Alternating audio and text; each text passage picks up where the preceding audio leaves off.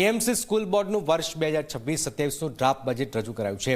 453થી પણ વધુ સ્કૂલો માટે 1200 કરોડનું બજેટ રજૂ છે। બજેટમાં શાળા વિકાસ માટે 156 કરોડની જોગવાઈ છે। 87% શાળાઓ અને 13% વિદ્યાર્થીઓ પાછળ ખર્ચ થશે।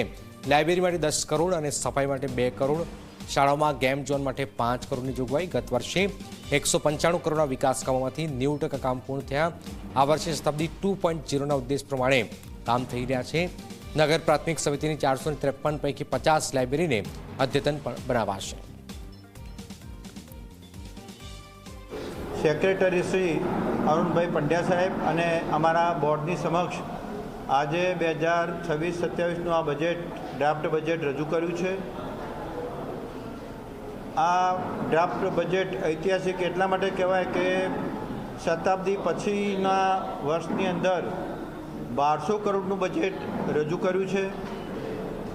આપ સૌ જાણો છો તે પ્રમાણે બજેટનો મહત્તમ ભાગ એટલે કે 87% ભાગ 1044 કરોડ રૂપિયા પગાર અને પેન્શન પાછળ ખર્ચ કરવામાં આવે છે। 13% ખર્ચ વિદ્યાર્થી અને શાળાકીય પ્રવૃત્તિઓ માટે એટલે કે 156 કરોડ રૂપિયા વિદ્યાર્થીઓ અને શાળાઓ માટે ફાળવવામાં આવ્યા છે।